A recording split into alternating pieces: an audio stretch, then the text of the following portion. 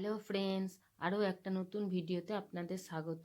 আজকে আমি এই ভিডিওটাতে কিভাবে 10 টাকা খরচা করে 500 মতো ঝুরি ভাজা তৈরি করলাম বাড়িতে, সেটাই আপনাদের সাথে শেয়ার করব। অনেক সময় 10 টাকা দিয়ে এক প্যাকেট ঝুরি ভাজা কিনে নিয়ে আসি, কিন্তু ওতে কিছুই হয় না। তবে আজকে এই রেসিপিটা ফলো করার পরে আপনারাও বাড়িতে ঝুরি ভাজা বানাতে পারবেন। তবে দেরি না করে চলুন ভিডিওটা স্টার্ট করি। এখানে আমি 3টে মিডিয়াম সাইজের আলু নিয়েছি। আলুগুলো সেদ্ধ করে ঠান্ডা করা আলু, ওপরের খোসাটা আমি ভালোভাবে ছাড়িয়ে নিয়েছি। এই আলুগুলোকে আমি টুকরো টুকরো করে মিক্সিতে কেটে দিয়ে দেব। আমি এটাতে মিক্সিতে একবারে পেস্টের মতো করে নেবো এটাকে। যদি আমরা আলুটা ছেনে নিই তাহলে পেস্টের মতো আমাদের আলুটা হবে না। তো এই পেস্ট করার জন্য আমি মিক্সিতে আলুগুলোকে কেটে দিয়ে দিলাম। সেম রেসিপি ফলো করে বাড়িতে একবার চেষ্টা করবেন, দেখবেন খুব সুন্দর ঝুরি ভাজা তৈরি হয়েছে। আলুগুলোকে আমি কেটে নিয়েছি এইভাবে। এবার এতে আমি একটুখানি পানি মিশিয়ে এবার মিক্সিতে পিষে নেব। আলুগুলোকে আমাদের মিক্সিতে পেষা হয়ে গেছে, দেখুন এই ধরনের যেন হয়, এরকম পেস্ট হয়ে যাবে। আর যদি আলুগুলোকে ছেড়ে নিতাম তাহলে এরকম পেস্ট হতো না। এটা একটা আমি বোলে ঢেলে নেব।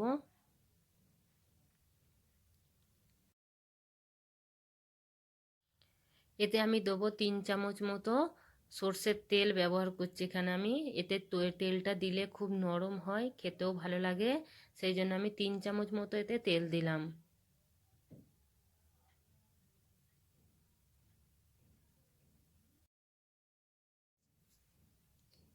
এতে আমি 1 চুটকি মতো হিং দিলাম। এতে আমি 1 চা চামচ মতো কাশ্মীরি লঙ্কা গুঁড়ো দিয়ে দিলাম। 1/2 চা চামচ হলদি দিয়ে দিলাম। 1/2 চামচ জিরে গুঁড়ো দিয়ে দিলাম। এগুলোকে খুব ভালোভাবে আগে আমি মিক্স করে নিচ্ছি। দেখুন একদম পেস্টটা মিক্স হয়ে গেছে আমাদের। এবার এতে আমি 2 কাপ মতো, এই কাপের 2 কাপ মতো আমি বেসন ঢেলে দেবো এতে। এখানে আমি একটু বিট নুন দিয়ে দিলাম, আর এখানে একটু সাধারণ নুন দিয়ে দেবো। দিয়ে ভালোভাবে এটাকে একটা পেস্ট করে নেব। ভালোভাবে এটাকে মিক্স করতে হবে, যেন না আমাদের গুঠলি না যেন থাকে, গাঁট যেন না থেকে যায়, সেরকম মতো দেখতে হবে, ধ্যান রাখতে হবে। আর ভালোভাবে এটাকে মিক্স করে নিতে হবে। এই দেখুন একটা এরকম যেন গাঢ় পেস্ট হয়, পেস্টটা গাঢ় যেন হয়। আর যদি পাতলা করে ফেলেন তাহলে হয়তো হবে না, খারাপ হয়ে যাবে। এরকম যেন গাঢ় ধরনের হয়, সেটা ধ্যান রাখবেন। যদি বাড়িতে এরকম থেকে থাকে, এই মেশিনটা কলপিঠে বানানোর মেশিন যদি থেকে থাকে তাহলে এর দ্বারাও করতে পারেন। আমি এখানে ঝুরি ভাজা মেকারে বানাবো। এই ধরনের ঝুরি ভাজা মেকার আছে, আমি এই মেকারেই বানাবো আজকে ঝুরি ভাজাগুলো।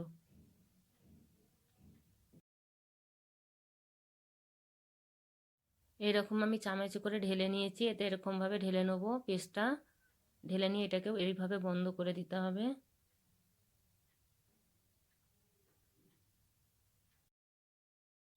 এদিকে কড়াতে তেল ঢেলে নিলাম। রিফাইন তেল ব্যবহার করছি আমি, আপনারা যে কোনো তেল, খাবার তেল ব্যবহার করতে পারেন। তেল আমাদের গরম হয়ে গেছে, এইভাবে আমি এইগুলোকে এবার ভাজতে থাকবো। পুরি ভাজাগুলো প্রায় ভাজা হয়ে গেছে, এবার আমি তুলে নেবো। বেশি লাল করলে খেতে ভালো লাগবে না। ঝুরি ভাজাগুলো এবার আমি তুলে নিলাম।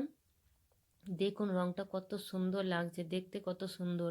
একবার এইভাবে সেম রেসিপি ফলো করে একবার বাড়িতে বানিয়ে দেখবেন, এত মজার বানে যে আমি হয়তো আপনাকে বলে বোঝাতে পারবো না। নিজেই বানিয়ে দেখবেন, কত সুন্দর খেতে। যদি ভিডিওটা ভালো লেগে থাকে তাহলে লাইক, কমেন্ট, শেয়ার আর সাবস্ক্রাইব করতে মোটেও ভুলবেন না। Thank you.